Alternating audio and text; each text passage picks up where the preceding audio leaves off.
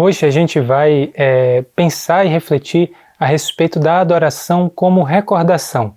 A gente vai pensar naquele texto de Lucas 1, que fala do cântico de Zacarias e nos mostra como é importante a gente lembrar, recordar dos atos de Deus, a fim de manifestar uma adoração sincera na história que a gente está vivendo hoje. Então acompanhe essa reflexão e aproveite para se inscrever no canal da IBNU, para curtir a nossa página, para compartilhar com os seus amigos, com seus familiares e fazer esse conteúdo chegar às pessoas que também precisam acompanhar isso.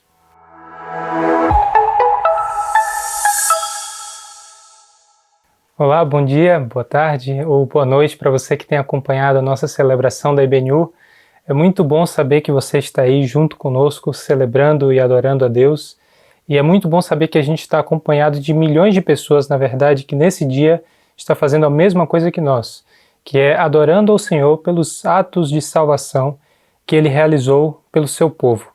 E é justamente sobre isso que eu gostaria de conversar com você e pensar à luz do texto bíblico de forma mais clara o que a Bíblia nos informa sobre a recordação como uma forma de adoração.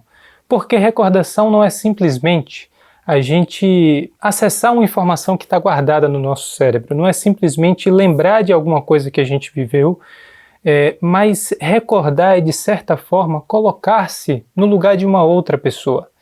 E essa recordação é tratada na Bíblia como uma forma fundamental da gente compreender a nossa história, da gente colocar-se no lugar de outras pessoas que nos antecederam e, de certa maneira, vivenciar aquilo que foi a experiência de fé delas, aquilo que foi os atos que testemunharam a respeito da salvação e do plano de Deus.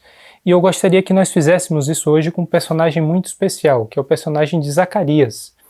Aquilo que Zacarias vai fazer com a gente no hino que ele profetiza a partir do ato que o Espírito Santo o motiva a fazer, é colocar-se no lugar de personagens que foram fundamentais na história e que construíram aquilo que ele estava vivenciando naquele momento. Imagine você colocar-se no lugar de Abraão, de Moisés, de Davi, nos momentos cruciais de revelação, de salvação e de atos maravilhosos da parte de Deus em relação ao seu povo, a fim de compreender que momento da história você está vivendo, a fim de compreender que momento da história Deus está construindo nesse instante por meio da sua vida. Então eu peço que você me acompanhe na leitura do Cântico de Zacarias, que está no texto de Lucas 1, do versículo 67 em diante, e acompanhe não só a letra, aquilo que é a palavra e o conteúdo desse cântico, mas tente colocar-se no lugar de Zacarias e acompanhar também as suas recordações, as suas emoções e principalmente a sua expressão de louvor em adoração a Deus que se manifestou de forma tão poderosa. Então a gente vai agora ler o texto de Lucas 1, do versículo 67 até o versículo 79. Diz assim: Seu pai Zacarias foi cheio do Espírito Santo e profetizou: Louvado seja o Senhor, o Deus de Israel, porque visitou e redimiu o seu povo. Ele promoveu poderosa salvação para nós na linhagem do seu servo Davi, como falara pelos seus santos profetas na antiguidade, salvando-nos dos nossos inimigos e da mão de todos os que nos odeiam, para mostrar sua misericórdia aos nossos antepassados e lembrar sua santa aliança, o juramento que fez ao nosso pai Abraão. Resgatar-nos da mão dos nossos inimigos, para o servirmos sem medo, em santidade e justiça diante dele todos os nossos dias.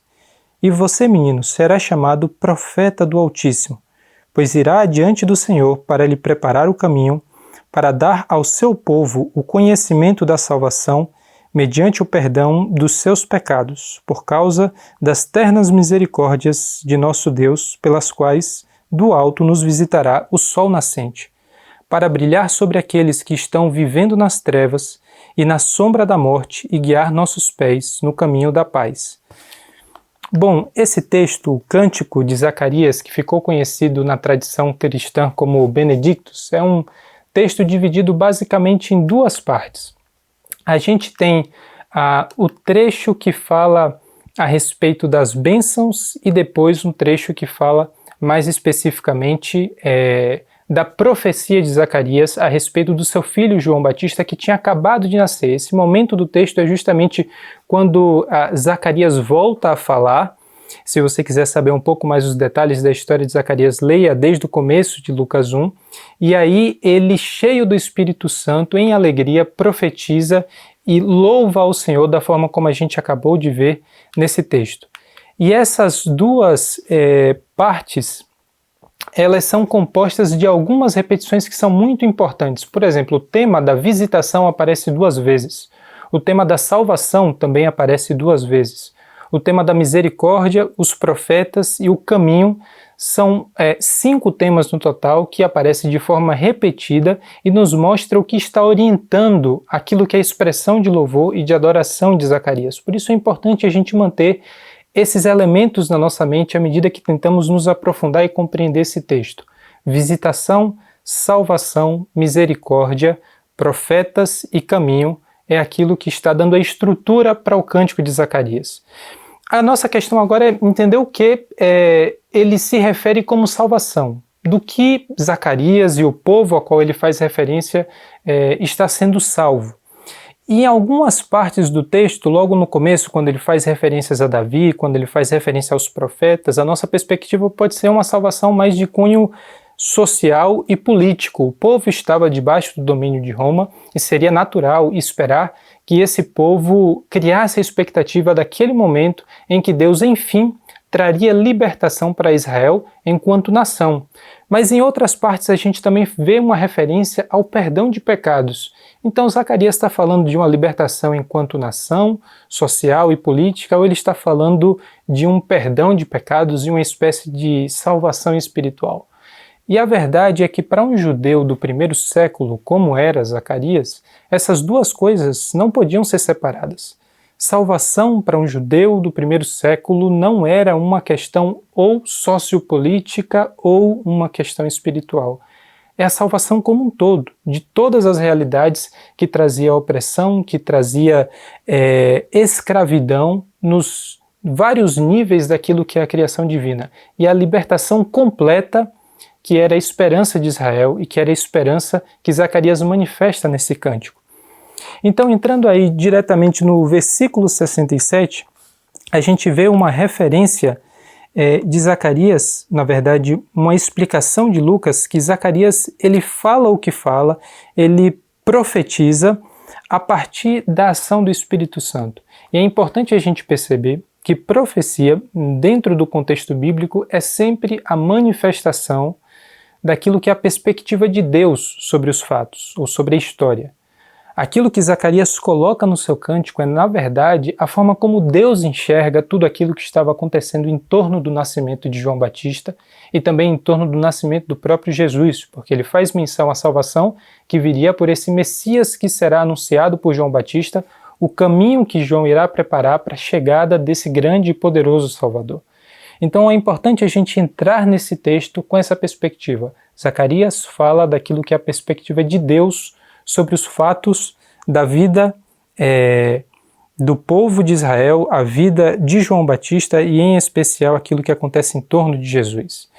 E dos versículos 68 a 71, a gente tem uma outra unidade, uma parte de compreensão que se caracteriza por uma linguagem como de um salmo. Se você abre a Bíblia nos vários salmos que a gente tem registrado nas Escrituras e percebe essas expressões de louvor, essas expressões de gratidão, de alegria, você vai perceber uma grande semelhança na maneira como Zacarias se expressa aqui. Louvado seja o Senhor, o Deus de Israel, porque visitou e redimiu o seu povo. Essa é a grande motivação desse cântico. O Senhor visitou e redimiu o povo de Israel. Por isso, por conta desse ato poderoso de salvação, é que Zacarias, ele compõe, movido pelo Espírito, esse hino, esse cântico e essa expressão profunda de louvor. E a visitação a qual Zacarias faz menção aqui é um aspecto muito interessante, porque a visita pode ser tanto de juízo quanto de graça. A visita de Deus dentro da história do seu povo pode significar tanto que ele trouxe a justiça que ele prometeu trazer, e às vezes isso significa condenação para os injustos. Na verdade, sempre que Deus se manifesta para fazer juízo, essa é a consequência. E também a gente pode ter uma perspectiva de que Deus trouxe um aspecto salvífico, um aspecto de trazer graça e uma manifestação de misericórdia para o povo. Claramente o tom de Zacarias aqui é um tom de graça, de alegria, porque Deus trouxe salvação.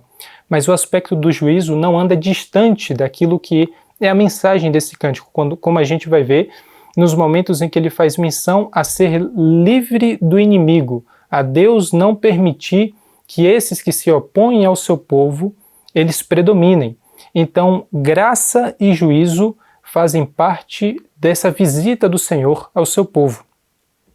E a gente também vê uma forte ênfase no tema da salvação e da redenção, porque visitou e redimiu o seu povo. E é importante a gente perceber o elemento da redenção como uma referência ao Êxodo.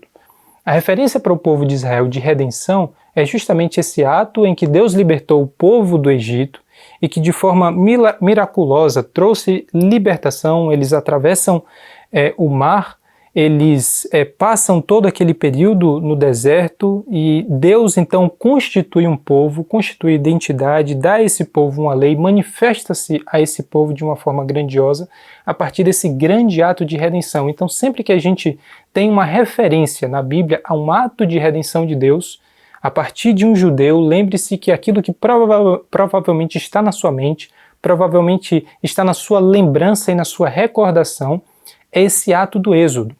E a gente também vê uma clara referência àquilo que aconteceu com Israel no Êxodo, aqui no versículo 71, salvando-nos dos nossos inimigos e da mão de todos os que nos odeiam.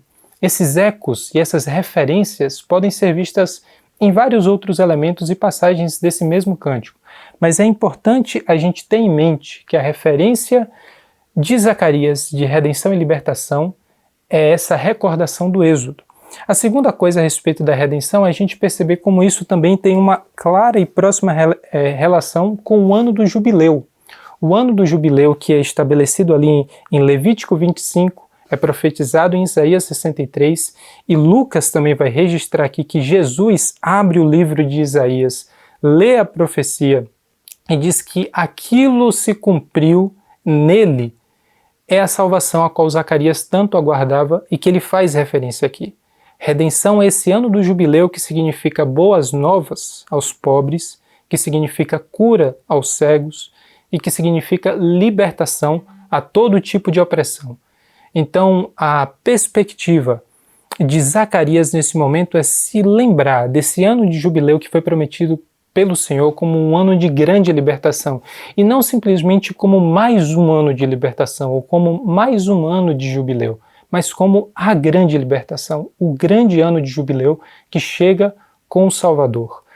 E o terceiro elemento é a gente perceber como redenção também está vinculada à salvação, está ligada à salvação pela linhagem de Davi, como havia sido profetizada pelos antigos. Ele fala aqui, no versículo 69, ele promoveu poderosa salvação para nós da linhagem do seu servo Davi, como falara pelos seus santos profetas na antiguidade.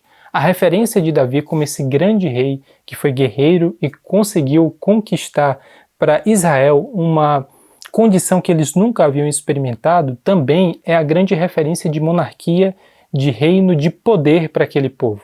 Então Zacarias entende a redenção como uma referência ao Êxodo, como uma referência ao ano do jubileu, como uma referência à linhagem de Davi, e a gente percebe que esse conjunto de símbolos mostra a profundidade da salvação trazida por Deus para o seu povo. Então, lembrando daquilo que é o nosso tema central, lembre-se sempre como essas recordações, como essas lembranças e memórias específicas do povo para os atos de salvação de Deus ao longo da história constituíam aquilo que era a alegria do povo de adorar, constituíam aquilo que era a motivação do Senhor, daquelas pessoas para reconhecer no Senhor a sua libertação e salvação. Então, seguindo também aí para o versículo 72, a gente vai ver que há uma referência mais clara nesse trecho do que no anterior para Zacarias situando o povo dentro da história. Ele diz: salvando-nos dos nossos inimigos e da mão de todos os que nos odeiam, para mostrar sua misericórdia aos nossos antepassados e lembrar sua santa aliança, o juramento que fez ao nosso pai Abraão, resgatar-nos da mão dos inimigos para o servirmos sem medo, em santidade e justiça diante dele todos os dias. Se o trecho que a gente leu anteriormente faz uma clara referência àquilo que foi a definição desse povo por meio do Êxodo, aquilo que foi Deus trazendo libertação para eles por meio do jubileu e também por meio do rei Davi, esse trecho fala isso de uma maneira muito mais explícita, fazendo referência à aliança de Deus com seu povo, a aliança de Deus com Abraão e o propósito para o qual Deus havia trazido esse povo a uma condição de liberdade. E a história de Zacarias, a história de Isabel, a história de Maria, todos esses personagens que estão em Lucas 1 só pode ser devidamente compreendida à luz dessa história enquanto povo.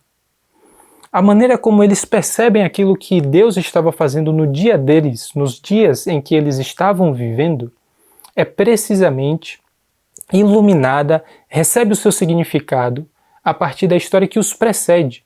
A maneira como nós entendemos hoje o nosso papel, a nossa missão enquanto igreja, e principalmente a nossa forma e a razão por que adoramos a Deus, é consequência da maneira como nós enxergamos a nossa história, a maneira como nós nos recordamos como Deus construiu por meio da nossa vida, com todos os seus capítulos alegres e tristes, todos os momentos de libertação, de provação, de dificuldade e de alegria, aquilo que hoje nós somos e, enquanto igreja, constituímos o povo de Deus. A nossa compreensão e expressão de adoração depende precisamente dessas recordações. E aqui a gente vê uma menção central à misericórdia do Senhor como o fundamento daquilo que ele está fazendo. Todos os atos que Zacarias louva ao Senhor, que trouxe ao seu povo, estão apoiados, encontram a sua base na misericórdia de Deus. A gente percebe uma maneira muito particular de se referir à misericórdia de Deus no versículo 72, para mostrar sua misericórdia aos nossos antepassados e lembrar sua santa aliança. Muitas vezes a gente pensa em misericórdia como uma coisa passiva. Ele foi ofendido e por misericórdia não reagiu. Mas dentro do pensamento e da mensagem bíblica, misericórdia é manifestada por Deus de forma ativa. Ele mostrou misericórdia ao povo, aos antepassados, e lembrou-se da sua santa aliança. Veja como o fundamento da ação de Deus é uma manifestação ativa da sua misericórdia. E aqui a lembrança de Deus, como a gente fez uma referência, uma menção lá no começo da nossa reflexão, não é simplesmente porque Deus recordou de uma informação, mas lembrança para Deus significa ação. Quando Deus se lembra da sua aliança é porque Deus age em cumprimento da sua palavra, porque Deus age em fidelidade àquilo que ele havia prometido ao povo. Então essa fusão, essa junção daquilo que é a misericórdia de Deus que move a sua ação em relação ao povo e ativamente se manifesta trazendo salvação para ele, é uma manifestação de uma lembrança que Deus faz valer na sua relação com o povo. Uma lembrança que move o próprio Deus a vir em salvação e em misericórdia ao povo de Israel, trazendo, na verdade, salvação a todas as nações por meio desse povo. E a gente percebe essa clara referência também à fidelidade do Senhor, à aliança que ele havia feito. E a fidelidade do Senhor é com um propósito. Deus não traz libertação para aquele povo como um fim em si mesmo, como se a liberdade fosse o propósito para o qual nós fomos criados. A liberdade é uma condição necessária para nós atingirmos o propósito para o qual fomos criados. E essa libertação está relacionada precisamente com um povo formado para adorar e servir a Deus em santidade e justiça. A gente tem aqui essa referência mais uma vez ao Êxodo. Lembre como Moisés, diante do faraó, fala que Deus exigia que que aquele povo fosse liberto para ir adorar ao Senhor, para que aquele povo fosse ao deserto prestar culto a Deus. Dessa mesma maneira, Zacarias faz referência aqui a esse texto, nos lembrando que o propósito da libertação que Deus traz é justamente formar um povo, uma comunidade que é marcada pela adoração.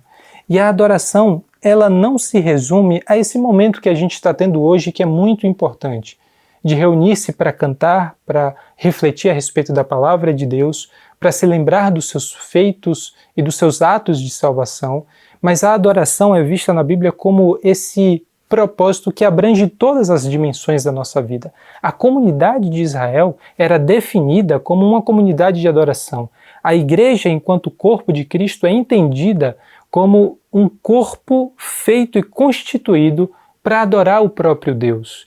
E aquilo que é a nossa vida também só pode ser devidamente compreendida, experimentada e o seu significado alcançado nesse ato de adoração. Adoração é o propósito para o qual nós fomos criados, enquanto indivíduos e enquanto comunidade. A adoração abrange todos os aspectos da vida pessoal e comunitária. A gente então segue para o último bloco desse texto, que vai mudar um pouco a referência de Zacarias, que já não fala mais direcionando um louvor em adoração a Deus, mas vai dirigir suas palavras para o seu filho que acabara de nascer.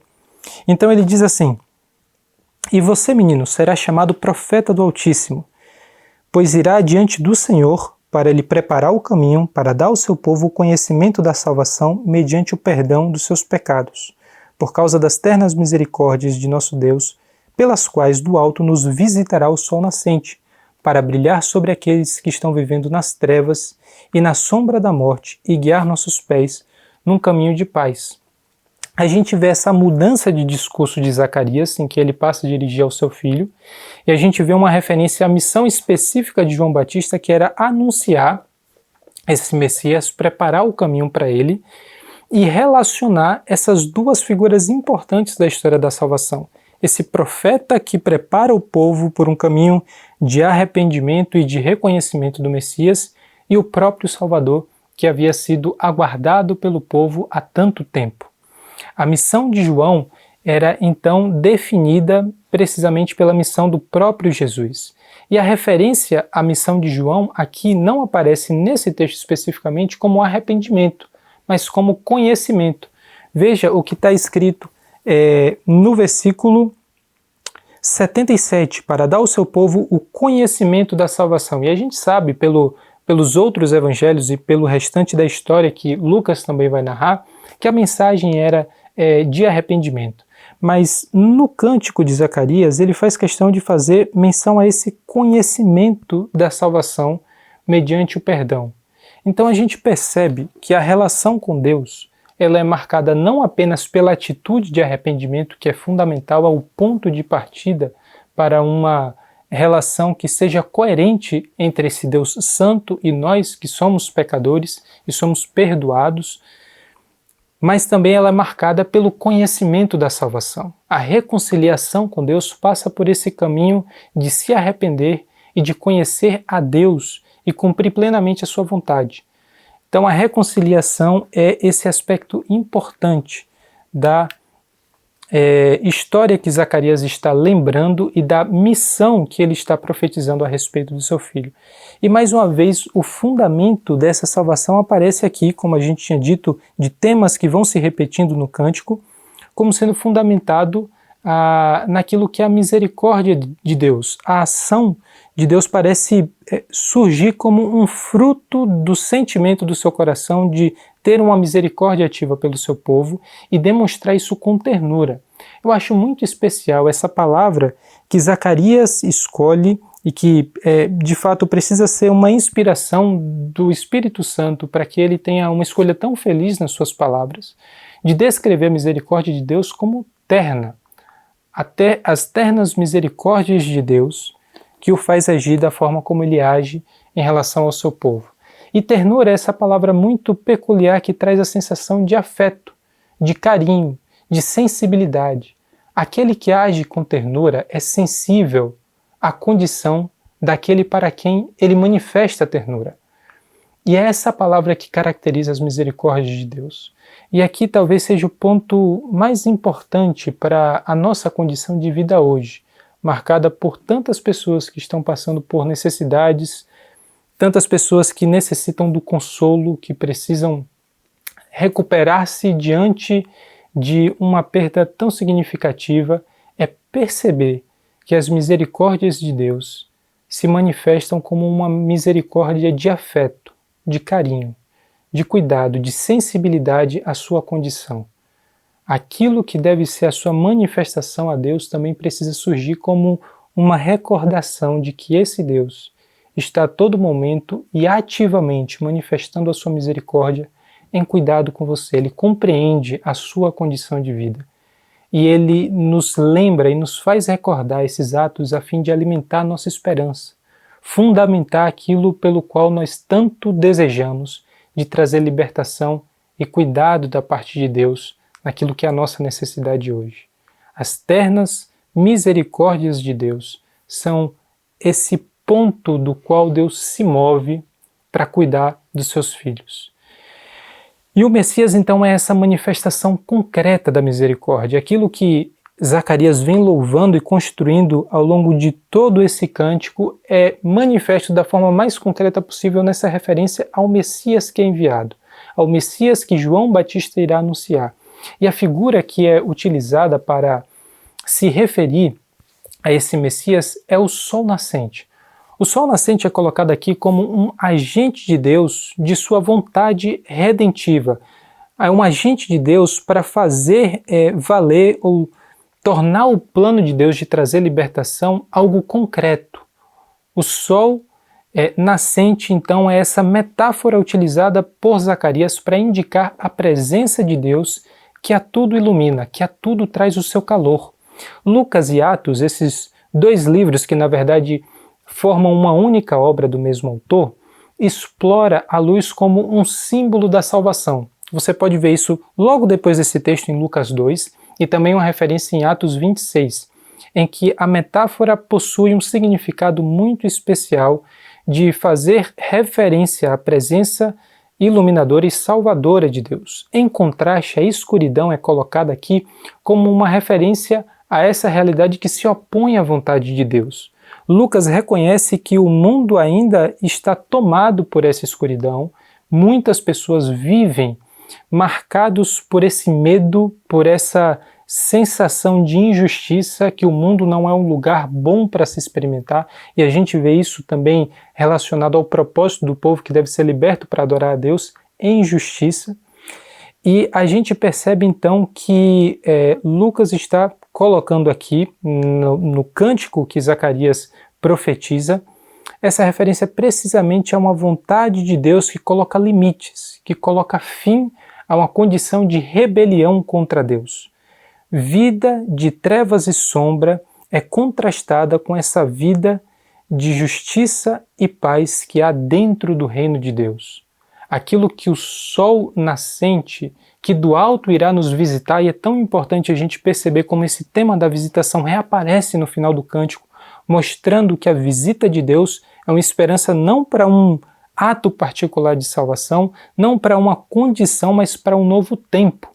O sol nascente nos visitará do alto, trazendo o seu calor, a sua luz e a sua libertação para o povo que agora poderá, de forma definitiva, experimentar uma vida de justiça e uma vida de paz, que são características desse reino de Deus que é inaugurado pelo Messias. Então, dessa forma, a gente percebe que o cântico de Zacarias é um convite a recordar-se dos atos que Deus realizou ao longo da história do seu povo, e principalmente para nós que hoje estamos há mais de 2000 anos daquilo que Zacarias estava profetizando, do evento que motivou esse louvor, recordarmos aquilo que aconteceu em Cristo como o ato de maior salvação e libertação da nossa história. A maneira como você compreende o seu momento de vida hoje é a forma como você se recorda desse ato de libertação e salvação. Lembre-se desse sol nascente que nos visitou do alto e não foi embora. Essa luz que iluminou os nossos caminhos, que nos direcionou por um caminho de paz e de justiça e que nos acompanha todos os dias da nossa vida, até o retorno do nosso Senhor, em que essa luz brilhará plenamente. Já não haverá mais escuridão, já não haverá mais trevas e oposição, rebelião contra Deus. Até o momento em que isso se estabelecerá plenamente, nós temos hoje a segurança de que vivemos a nossa história à luz dessas recordações. E por isso o nosso coração se enche de alegria. E por isso nós somos tomados pelo mesmo sentimento de Zacarias, que teve o seu coração cheio de louvor e de expressões de adoração tão sinceras e tão profundas por esse Deus que se manifestou na sua história.